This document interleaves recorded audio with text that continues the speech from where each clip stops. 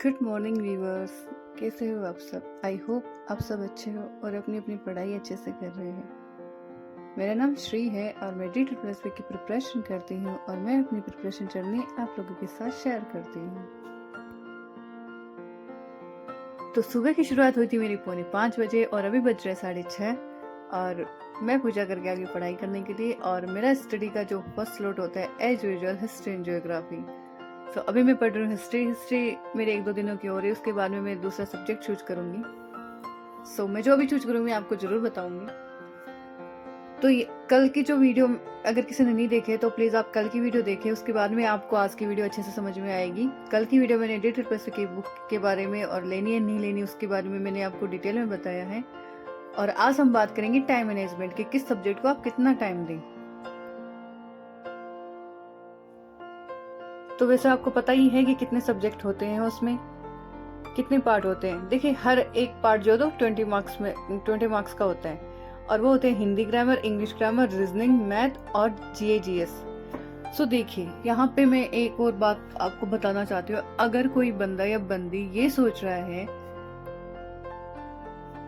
कि वो GS की बुक खरीद लेगा और उसके बाद में पूरे डिटेल में उसको पढ़ेगा, तो वो उसकी सबसे बड़ी बेवकूफ़ी है। I am sorry for that but this is reality. आप खुद सोचिए, DSSB की GS की पार्ट की अगर आप बुक खरीदने जाओगे, हालांकि आपको मिल जाएगी, कहने भर को आपको मिल भी जाएगी, लेकिन वो पूरी नहीं होती है। कितनी बुक खरीदोगे आप, राइट?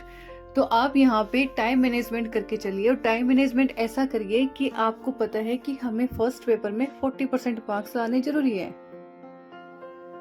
देखिए 40% मार्क्स अराउंड आप ये मान के चलिए कि आपको 50-60 लाने हैं। देखिए अगर आप 60 तक सोचोगे ना, तब आपके आराम से 40-45 बन जाएंगे। चाहे वो किसी भी कैटेगरी का हो, सबसे पहले तो आपको ये मान के चलना चाहिए आपको अराउंड 50-60 लानी ही है। आप 60 मान के चलो। यहाँ पे अब आप ये ध्यान दो कि देखिए जिनके पास अभी टाइम कम है, अभी से आप अगर पढ़ाई शुरू की है, पहले से किए, तो मैं उनको कुछ नहीं कह रही, आप और बेहतर तरीके से तैयारी करें। और जिन्होंने अभी शुरू की है या जो आगे शुरू करना चाहते हैं TCT PRT वालों के लिए, देखिए सबसे पहले आप हिंदी, इंग्लिश और रीजनिंग पे ध्यान दीजिए। और जिनकी मैथ अच्छी है तो उनको तो कहना ही क्या, उनके तो वैसे वो उन स्टूडेंट से आगे हैं जिनकी मैथ थोड़ी सी वीक है, लेकिन वो भी घबराए नहीं। मैं आपको अच्छे से टाइम मैनेजमेंट बता रही हूँ, आप प्लीज ध्यान से सुनिएगा। आपको हिंदी, इंग्लिश ग्रामर और रीजनिंग, ये 3 आपको इतने अच्छे से पढ़ने हैं। देखिए हिंदी ग्रामर और इंग्लिश ग्रामर कोई ज्यादा बड़ी चीज नहीं है। अगर आप डेली एक टॉपिक भी तैयार करते हो ना, अगर आपके पास टाइम नहीं है तो आप 2 दिन लगा सकते हो, तो भी आप तैयार कर लोगे, है ना? तो हिंदी ग्रामर, इंग्लिश ग्रामर और रीजनिंग, इन पे आप अपनी अच्छी प्रैक्टिस करिए। और सबसे जरूरी बात कि ज्यादा से ज्यादा MCQs करिए। जितनी MCQs करोगे आपकी प्रैक्टिस उतनी अच्छी होती जाएगी। और अगर कोई ये सोच रहा है कि नहीं मुझे GS का पार्ट पहले करना है, अगर उसको इजी लग रहा है, तो आप खुद सोचिए आपको इजी कैसे लग रहा है। मुझे मतलब मैंने पहले भी पेपर दिया है, एक बार मैंने लास्ट टाइम DSSB का दिया है, ये मेरा सेकंड चांस है। देखिए GS का जो पार्ट है ना, अगर पढ़ाई करी ना हिस्ट्री, ज्योग्राफी, पॉलिटी, तो मैं वही टॉपिक चूज करी हूँ जो मैंने प्रीवियस ईयर क्वेश्चन पेपर में देखे थे क्वेश्चंस, उस हिसाब से मैं ज्यादा नहीं पढ़ रही हूँ उनको। तभी तो मेरी हिस्ट्री, आप खुद सोचिए, पॉलिटी क्या मेरी इतने दिनों में खत्म हो जाती नहीं होती, लेकिन मैंने वही टॉपिक चूज किया जहां से मुझे लग रहा है क्वेश्चन आते हैं। और अगर आपके पास ज्यादा टाइम नहीं है तो आप प्लीज डेफिनेटली आप उन सब्जेक्ट को दीजिए, हिंदी, इंग्लिश और रीजनिंग पे। अगर आपकी मैथ अच्छी है तो और भी आपके लिए अच्छी बात है, लेकिन फिर भी अगर किसी की अच्छी भी नहीं है तो वो 2-3 नंबर, 4-5 नंबर तो ले ही आएगा आराम से। जिसकी एकदम ही अच्छी नहीं है वो इतने तो ले ही आएगा। लेकिन फिर भी आप अगर इन 3 सब्जेक्ट पे आप ज्यादा से ज्यादा ध्यान देते हो ना, तो उसके बाद GS में भी इतना कोई वो नहीं आता कि आप वहां से आप 10 नंबर तो आराम से ले सकते हो।